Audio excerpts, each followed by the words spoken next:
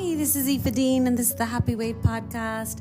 Oh my God, today I want to talk about boundaries. Like, we really need to become a new person, pretty much, slowly but surely in our own lives, in order to become a new weight, in order to be a new person with food and eating, how we treat our body, our persona around food, because ultimately, it's not like every slim person has 30 grams of oats in the morning or something, and that's why they're slim. Like, nutrition doesn't really have as much to do with being slim as your relationship with food. So whether it's summer or winter, whether you're in Sri Lanka or Ireland, you can make do with whatever food is put in front of you. You have a positive relationship with it, and you have a positive relationship with your body and how you make your body feel with food.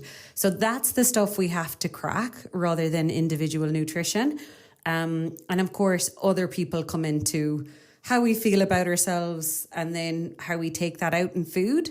And I suppose we can have some kind of historic triggers in our life. And we are going to have to put up some boundaries now so that we're not constantly triggered by the same thing over and over again. And obviously, everything I say in this podcast, I'm not saying the people in our life are bad people. Obviously, everyone is doing their best. Everyone is coming from a loving place. But equally, we are in an obesogenic environment. Most people are going to be chit-chatting and giving bad advice about eating and weight because 3/4 of our population are getting obese or already obese. So it's not that anyone in our life is bad people, but it's just like, I think I'm excellent at what I do, but don't come to me for financial advice. Don't come to me to know about the current state of politics in Ireland. Like, I'm smart in areas, but I'm not smart in those areas. And it's the same with other people's opinion or advice on eating and weight. Like, if you're actually going to sort this out, you're going to have to be very careful on your counsel. You're going to be very, very careful about who you listen to. It's kind of like if I was starting a business, I wouldn't ask loads of people who've only ever been on the dole for advice. And that's nothing against them. They could be amazing people, but they wouldn't be giving me the right advice for a successful business.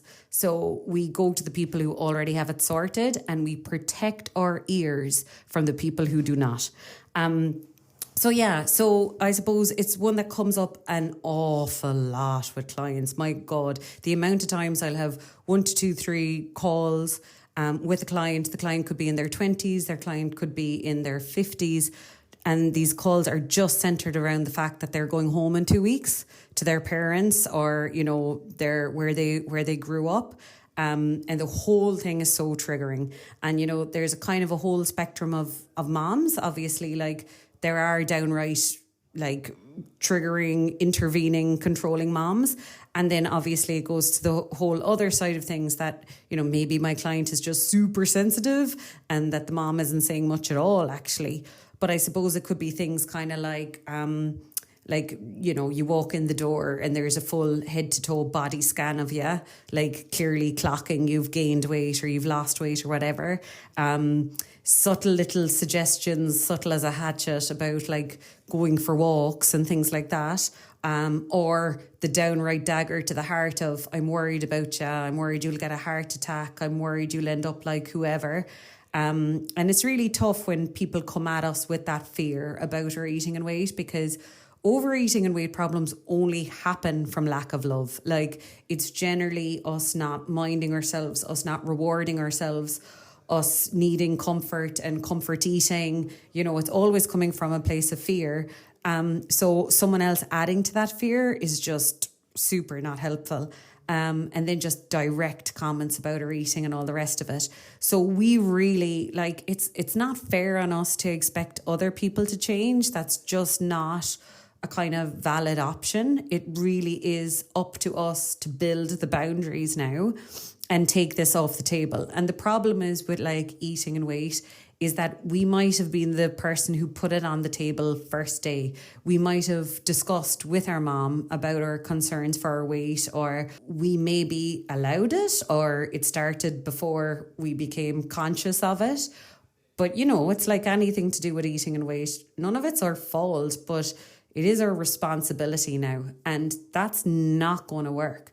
Like someone making you feel fat every time you see them, that's not going to help your progress. So we have to slowly but surely, visit by visit, close the door on that topic. Like make it fully clear that this convo is not welcome. I will not be putting up with it, and do whatever the hell you need to do. Like I would say, oh, I've actually just lost a stone. Oh, I'm actually feeling amazing. Oh, that's all sorted now. You don't need to ask anymore. Or I'm getting help, or just whatever you can do to like get the conversation down to the minimum amount of seconds and move on. And it will be like training a puppy to pee outside, or like Super Nanny, I think, is a great program for dealing with your parents as well, just in terms of like keep repeating the boundary. Like I will not be talking about that every time you bring it up. It will be a curt, small answer, and I will not be entertaining it. And you do that over and over and over again without caving until there is no airtime there for it. Like she'll know you're not welcome in this conversation. Like I am your daughter. You can talk to me about literally anything else, whatever, but that door is closed. It's not your business. That's a really important one. And you might need help from a counsellor or someone on that with that. Someone more in that field than me. But I would say it's a non-negotiable if you want to change your weight. Like I said, it's like if you're going to be triggered every 2 weeks is going to cause a binge because you see your mom every 2 weeks.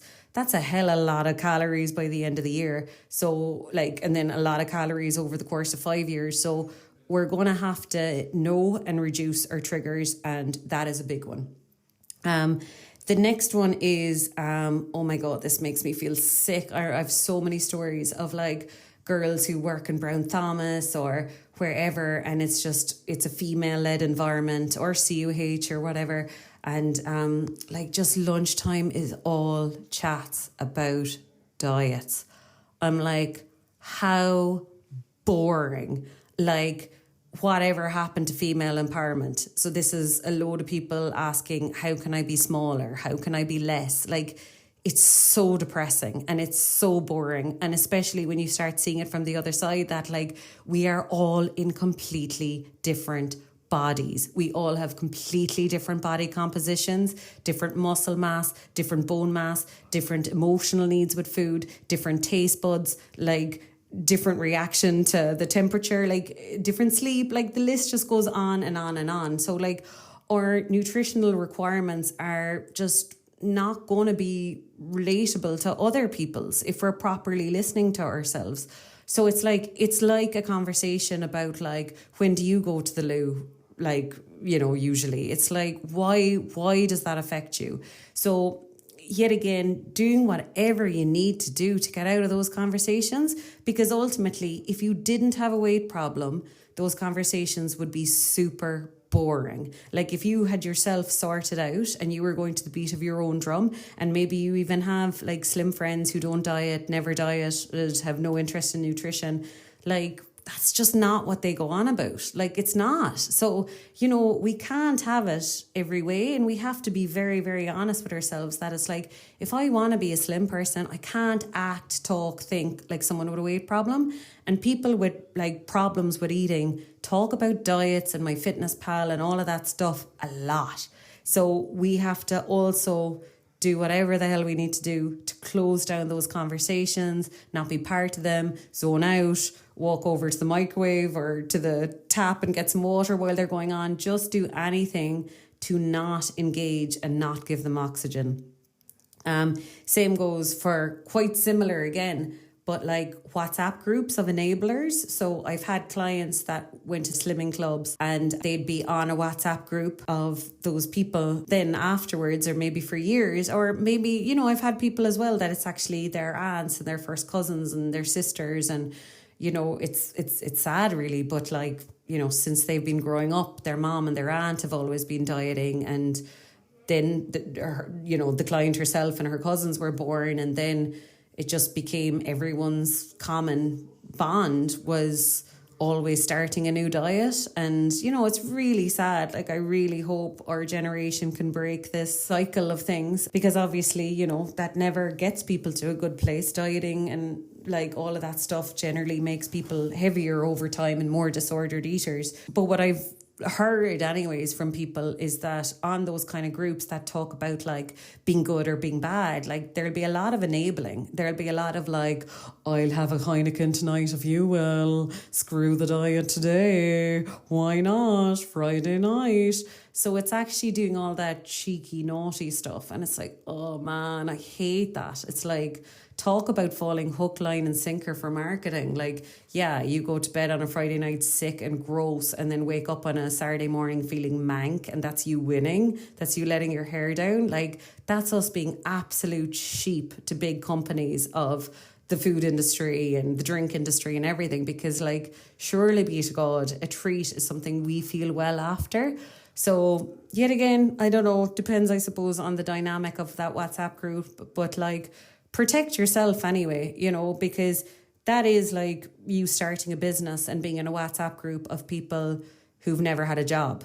Like, do you want their career advice? Do you want to keep hearing how they think about money and how they think about the working world? Because it's probably not a good influence. And you know that saying, like, we're the average of the 5 people we spend the most time with. So yet again, we can have amazing, beautiful people in our life that we love, and we depend on them on literally every other topic in our life. But when it comes to eating and weight, we're kind of going to seek our counsel elsewhere. The next one is kind of old friends and old dynamics. So I suppose just being careful of that one again. Like, just, you know, I suppose it's the same thing really, isn't it?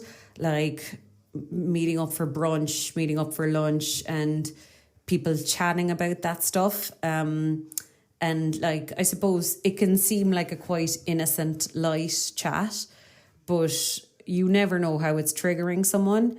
And, you know, I know because I work in it every day, but like, you don't know how often someone is playing a really cool game. Like, no one in their life actually knows that they're struggling with food. Not even their husband, not even their closest friends know that they're struggling with food.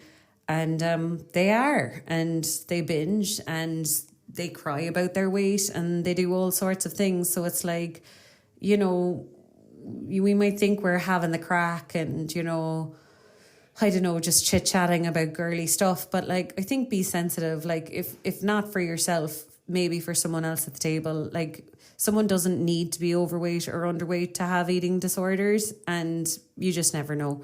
So then also just the whole women empowerment thing. Can we please stop reducing ourselves to being fluctuating masses of fat? Like, we are more than just a fluctuating mass of fat. We have more to offer than that. So then the next one, I suppose, is partners and husbands. So another common one would be, you know, the house could be burning down and the guy will be going out for his cycles every Tuesday night, but the woman hasn't exercised properly since before the second child. That's a very common one. I've come across many, many clients like that. And this is a boundary as well. And I suppose it's a little unfair sometimes to blame the husband, because I think the whole problem with boundaries is everyone suspects everyone else has them. So everyone suspects you're only doing something because you want to do it.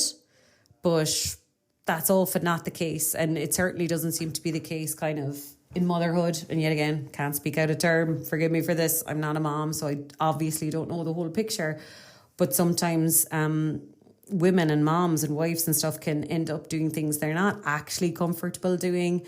They don't actually have the energy for. And then you know that because you'll feel like a martyr, or you'll feel very resentful for all that you're doing. And that just shows that you're not filled up yourself. And the thing is, I think guys tend to be better for like, well, obviously we're all looking out for ourselves. Yeah. Like, as in, I'm going out for the cycle because otherwise I'd crack up, and I hope you'd go out for your cycle if that alternative was you cracking up. So just, I suppose, like us, I suppose us making that boundary for ourselves as well. Like, I will be going to Pilates on Thursday night, or I will be going for a walk with my friend on Saturday morning, or just carving out that time for yourself. And, you know, I'm sure if you are a mom or wife, you're probably sick of hearing all this anyway, but like knowing it actually is important for everyone's welfare in the family. But that's a new boundary, right? That like you feeling well actually is important, and no one is responsible for that, only you. And no one can put in the boundaries for it happening, only you.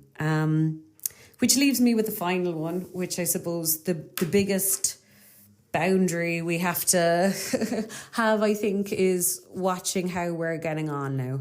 So I kind of think with myself, like, it's really hard changing your own dynamics, especially if you have set yourself up to be the friend who's always dieting, the friend who's always talking about her weight, the fat friend, the fat sister. If you've kind of leaned into that caricature, and the sad thing is sometimes we see ourselves as that, no one else really does. So if we changed in the morning, no one else would care. We still have loads of other stuff to offer. But like, you know, the way I think when we were growing up, you might have heard like, watch your mouth. Well, I think that's what you really have to do now. It's like, watch your mouth. Like, are you about to say something that's suggesting you've a weight problem? Are you about to say something derogatory about how you look, or the dress that you're wearing, or your weight, or your eating? Because it's like, nope, zip it. Like, if you can't say something good, don't say anything at all.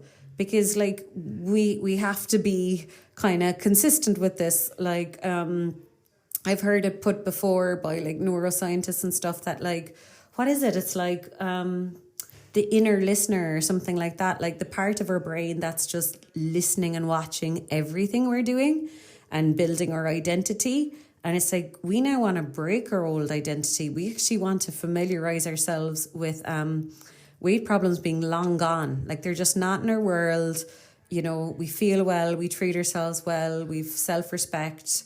We don't do derogatory talking. We don't say things like, oh, I'm bait into this dress or anything like that. We're like super respectful. And I also think of those monkeys, you know, like speak no evil, hear no evil, see no evil, or whatever. Like that's kind of what I'm talking about in this whole podcast, because it's like, you know, move tables if people are talking about dieting, like hear no evil, and like say no evil in terms of if someone gives you a compliment, don't throw it back in their face. Don't go on about what you ate yesterday. Like, resist the temptation to talk about your eating and talking about your weight, past, present, or future. It's not in your vocabulary if you're someone without a weight problem. And then if that's someone who you want to be, well, we have to put in the work. And it is uncomfortable. Change is uncomfortable. And I remember so many times biting my tongue, actually, like really wanting to pull the piss out of myself and really wanting to be like, oh, geez, don't show me the cake anyway, you know, really like mocking myself and stuff. And it's like, it's really hard if you've done that for 20 years to suddenly stop, but we have to do it. And with all the homecoming stuff that I was saying at the start, you know, like going home to parents, going home to family, going home to tricky dynamics, going home to a place where we might have been previously overweight or heavier, or that's where our binge eating began, or any of those things. I think we have to be super, super soft on ourselves. Actually, not just with that one, with all of these things. Like, stuff can be gradual. Like, really properly coming out of weight and eating issues now is an obsession with progress and growth, and a complete dismissal of perfection. We don't care about perfect. What the hell is that? We never, ever, ever, at any point of letting go of a weight problem or keeping weight off, need a perfect day, nutritionally or any otherwise. So all we want is to edit on the last time. So if, say, this weekend we're going home now, and you just get to like close that window of your mom talking about your weight by 10 minutes, awesome, cool.